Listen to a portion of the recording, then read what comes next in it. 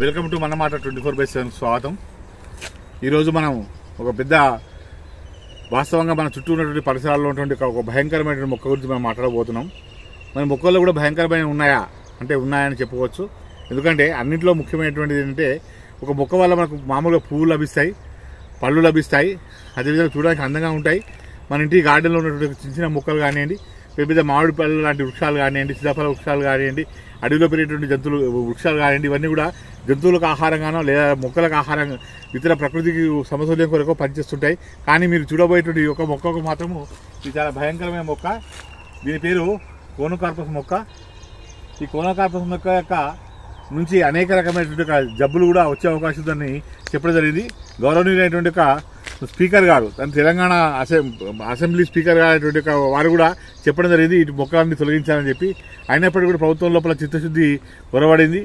ఇటువంటి చాలా వెంచర్ లోపల అనవసరంగా ఇవన్నీ మొక్కలన్నింటినీ పెంచేటప్పుడు ఈ చుట్టుపక్కల ఉండే పరిసరాల లోపల ఉండే వాళ్ళందరూ కూడా అనారోగ్య సమస్యలు అనేటువంటి బాగా భయంకరంగా ఏర్పడబోతున్నాయి. ఈ విషయం గురించి ప్రముఖ విద్యావేత్త, అదేవిధంగా ఉస్మానియా యూనివర్సిటీ యొక్క లోపల డాక్టరేట్గా పొందినటువంటి సుఖ్య కిరణ్ గారితో మాట్లాడిస్తాం. రండి, వారితో కలిసి మనం ముందుకు. ప్రముఖ విద్యావేత్త, అదేవిధంగా ఉస్మానియా యూనివర్సిటీ లోపల ఫ్యాకల్టీగా పనిచేస్తున్నటువంటి డాక్టర్ గారు, మరి వారిని అడిగి తెలుసుకుందాం. మరి ఈ కోనోకార్పస్ మొక్కల యొక్క విశిష్టత ఏంటి, మరి వారి వల్ల ఎటువంటి ఇబ్బందులు ఏర్పడబోతున్నాయంటే తెలుసుకుందాం. డాక్టర్ గారు నమస్కారం అండి. నమస్కారం సార్. చెప్పండి, ఈ యొక్క కోనోకార్పస్ మొక్కలతో లాభమా నష్టమా మనకు? సార్, ముందుగా మీ యొక్క ఛానల్కి మన మాట 24/7కి నేను ముందుగా మీకు ఈ యొక్క ఛానల్ తరఫు నుంచి నా తరఫు నుంచి కృతజ్ఞత తెలియజేస్తున్నాను. వాస్తవానికి కోనోకాస్పర్ అనేటువంటి చెట్లను దుబాయ్ చెట్లను కూడా అంటారు. ఇది ఎప్పటి నుంచి మన రాష్ట్రంలోకి ఎగుమతి అయిందంటే హరితహారం అని తెలంగాణ రాష్ట్రం వచ్చినప్పుడు హరితహారం అనేటువంటి ఒక ప్రోగ్రాం పెట్టుకున్నప్పుడు అత్యధికమైనటువంటి చెట్లను నాటినటువంటి చెట్లను కోనోకాస్పర్ చెట్లు. ఇది రోడ్ల పక్కన కానీ ఎక్కడైనా కానీ ఎక్కువగా కనబడేటువంటి చెట్లు. ఈ యొక్క చెట్ల వల్ల నేర్చుకునేది ఏంటంటే జువాలజీ ప్రకారం, వృక్షశాస్త్రం ప్రకారంగా అధ్యయనం చేసినటువంటి రీసెర్చ్ చేసినటువంటి ప్రొఫెసర్స్ కానీ రీసెర్చ్ స్కాలర్స్ కానీ ఎవరైనా కానీ దీని గురించి అధ్యయనం చేసిన తర్వాత ఏమైందంటే మానవాళికి ఏ చెట్టు అయినా కానీ హాని చేయదు, కానీ కొన్ని చెట్లు మన తెలియకుండానే హాని చేస్తాయి. ఆ హాని అనేది ఏ చెట్టు చేయదు, కానీ ఈ చెట్టు మాత్రం చేస్తుంది. ఎందుకంటే ఇది అధ్యయనం. ఈ యొక్క దుబాయ్ చెట్లు అంటే దుబాయ్ చెట్లు మీన్స్ ఏంటంటే కోనోకాస్పర్ చెట్లు. ఇవి కేవలము మనకు అందంగా కనబడతాయి, హైట్ ఉంటాయి, హైట్ ఉంటాయి, అన్నీ ఉంటాయి. కానీ దీనివల్ల మనకు ఎలాంటి ప్రయోజనం లేదు. ఇది మానవాళికి హాని చేసేటువంటి చెట్లే. సాక్షాత్తు తెలంగాణ రాష్ట్రంలో ఉన్నటువంటి స్పీకర్ గారే ఇట్లాంటి చెట్లను మీరంతా తొలిగేయాలి, దీని మీద పిట్టలు కూడా వాళ్ళే అనేటువంటి స్టేట్మెంట్ ఇచ్చిన తర్వాత ఇవన్నీ చెట్లను కూడా అన్ని తీసేయాలని కూడా వాళ్ళు స్పీకర్ గారు కూడా చెప్పారు. అయినా కానీ ఇప్పటి వరకు ఈ చెట్లను ఈ విధంగానే ఉన్నాయి. ఇంతెందుకండి, ఇక్కడ ఉన్నటువంటి కాలనీ ఒకటి ఉంది, ఒకటి రెసిడెన్స్ జరిగారు రెసిడెన్స్ అని ఒక కాలనీ ఉంది. అందులో ఒక 50 నుంచి 100 పైగా ఇందులో వాకింగ్ చేసేవాళ్ళు. ఎప్పుడు గత 8 సంవత్సరాలు ఈ చెట్లు ఈ యొక్క ఫ్లాట్లు కాకముందు ఉన్నప్పటి నుండి ఇక్కడ వాకింగ్ చేసేవాళ్ళు. ఈ చెట్లు క్రమేణీ పెరిగిన తర్వాత అప్పటికి వాళ్ళంతా వాకింగ్ చేసుకుంటూనే ఉన్నవాళ్ళు. వాళ్ళకి ఏదో తెలియకుండా ఒకరి తర్వాత వాళ్ళు చెప్పుకోలేని అటువంటి పరిస్థితి. ఇప్పుడు నాకు అదే పరిస్థితి అయింది, వేరేలకు అదే పరిస్థితి అయింది, కానీ వాళ్ళు మాత్రం చెప్పుకుంటలేరు. అంటే చర్మం సంబంధించినటువంటి చిన్న చిన్న బొబ్బలు రావడము, ఇలాంటివి రావడము, ఇవన్నీ అవడం. అరే నీకైందంటే అరే నాకైంది, అరే మరి ఎట్లయింది, నీకు సేమ్ అయిపోయింది, మరి నాకు సేమ్ అయింది, ఎట్లయింది అని అన్న తర్వాత చిన్న అంత రీసెర్చ్ అవి అంత అయిన తర్వాత ఈ చెట్ల వల్ల అయిందని చెప్పని అప్పటి నుంచి ఇక్కడ వాకింగ్ చేయడం బంద్ చేసింది మొత్తం. సో దీనివల్ల ఏంటంటే ఈ చెట్ల వల్ల మనకు ఉపయోగం లేదు, ఏం లేదు.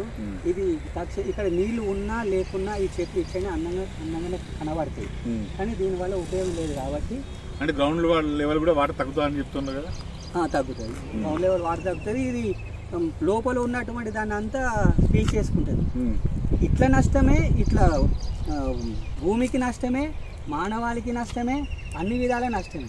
కాబట్టి ఈ చెట్లను తక్షణమే తొలగిస్తే బాగుంటుంది అని చెప్పని ఈ మున్సిపల్ అధికారులకు కానీ దీనికి సంబంధించినటువంటి పర్యావరణానికి సంబంధించిన అటెన్షన్ ఇది మన వాళ్ళకు కూడా చెప్తున్నాము.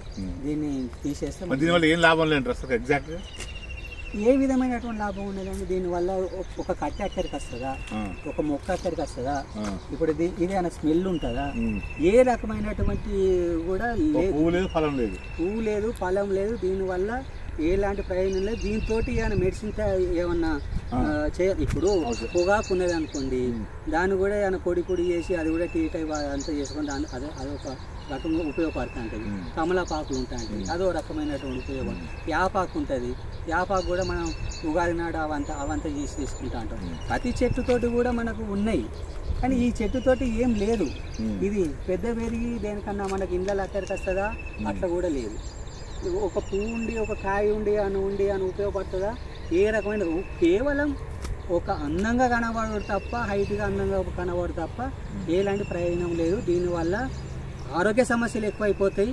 ఇప్పటికే ఆరోగ్య సమస్యలతోటి కోవిడ్ అప్పటి నుండి ఎందరో మంది బలయ్యారు. అందులో భాగంగా ఇంకా ఏదో మన ఎనర్జీ కోసం మనం వాకింగ్ చేయాలి, అవి చేయాలి, ఇవి చేయాలని చెప్పని మనం ఈ రకంగా వస్తే ఇట్లా కూడా నష్టం అయిపోతుంది. అంటే గాలి కాలుష్యం, నేల కాలుష్యం, అందులో భాగంగా ఇది కూడా ఒక కాలుష్యం అయిపోయింది. చూస్తున్న మిత్రులారా, 25 ఫీట్ల వరకు కూడా ఎత్తు పెరిగేటువంటి కెపాసిటీ ఈ కోనోకార్పస్ మొక్కల వల్ల చర్మ సంబంధమైనటువంటి వ్యాధులు, అదేవిధంగా ఆరోగ్య శ్వాసకోశ సంబంధమైనటువంటి వ్యాధులు ఈ పుప్పటి నుంచి వ్యాపించి సెప్టెంబర్ అక్టోబర్ నెల లోపల బాగా పుప్పటితో సంబంధించిన బాగా వ్యాపించి అనేక రకమైన శ్వాసకోశ సంబంధమైన వ్యాధులు వస్తున్నాయని కూడా డాక్టర్ గారు చెప్తున్నారు. మరి దీనిపైన కనీసం ప్రభుత్వం అనేటువంటిది ఒక బాధ్యత వహించి ఈ యొక్క మొక్కలన్నింటి ఏ ప్రాంతంలో కూడా ఒకవేళ మీ ప్రాంతంలో ఉంటే తప్పనిసరిగా మీరు కూడా కామెంట్ చేయండి. అదేవిధంగా ముఖ్యంగా ఈ సిద్దిపేటలో ఉన్నటువంటి కొన్ని ప్రాంతాల లోపల ఇంకా కూడా తొలగించబడలేదు, అవన్నీ తొలగించాలని చెప్పి ప్రతి ఒక్క ఇది చాలా సింపుల్ విషయం. ప్రభుత్వం తలుచుకుంటే ఒక రోజు లోపల వీటన్ని మొక్కలన్నింటినీ పూర్తిగా తొలగించవచ్చు. కేవలం 24 అవర్స్ టైం పడుతుంది. కాబట్టి ఇటువంటి చిన్న చిన్న విషయాలను కూడా ప్రభుత్వ అధికారులు అనేటువంటి పట్టించుకోకపోవడం అనేటువంటిది మన దురదృష్టకరంగా మారిపోతుంది. కాబట్టి మీరంతా కూడా వెంటనే ఈ వీడియోను అందరూ కూడా లైక్ చేయండి, అదేవిధంగా కామెంట్ చేయండి. తప్పనిసరిగా మీ యొక్క పై అధికారుల వరకు, అంటే అధికారుల వరకు చూడండి, గాలి లోపల కూడా ఇటువంటి పుప్పటి లాంటి తెల్లలాంటివి ఎగిరిపోతున్నాయి. మరి వీటన్నింటి వల్ల కూడా ఆరోగ్య సమస్యలు వచ్చేటువంటి అవకాశం ఉంది. శ్వాసకోశ సంబంధించిన విషయాలు, ఎందుకంటే కరోనా కూడా ఒక రకమైనటువంటి శ్వాసకోశ సంబంధించినటువంటి వ్యాధి అది కూడా ఇంతే సార్. అదే లంగ్స్ సంబంధించిన ఊపిరితిత్తులకు సంబంధించిన జబ్బుగానే మారిపోయే అవకాశం ఉంది. కాబట్టి దయచేసి మిత్రులారా, ఈ వీడియోను మీరు చదువుకున్న వాళ్ళు, విద్యార్థులు అయితే సామాజిక బాధ్యత మీకుంటే తప్పనిసరిగా మన మాట 24/7 లోపల తపస్సు చేయండి. ఇదే విధమైన సామాజిక అంశాలు మీకు మన పర్యావరణ అంశాలు కానీ, సామాజిక అంశాలు కానీ, మన ధార్మికమైన అంశాలు కానీ, మన జాతి విపత్తు సంబంధించిన అంశాలు ఏవైనా కనిపించినా మీరు తప్పనిసరిగా మా కామెంట్ చేయండి. అదేవిధంగా లైక్ చేసి, షేర్ చేసి, సబ్స్క్రైబ్ చేయమని కోరుకుంటూ థ్యాంక్ యూ సార్. కిరణ్ గారు, మీరు మా ఆహ్వానాన్ని మన్నించి మా 24/7 ఛానల్కు మీరు రావడం అంటే మాకు చాలా సంతోషకరంగా ఉంది. ముందు కూడా మీ యొక్క సహాయ సహకారాలు మాకు కావాలి, మీ యొక్క ఆలోచన విధానం మాకు కావాలని కోరుకుంటూ థ్యాంక్ యూ సార్. ధన్యవాదాలు.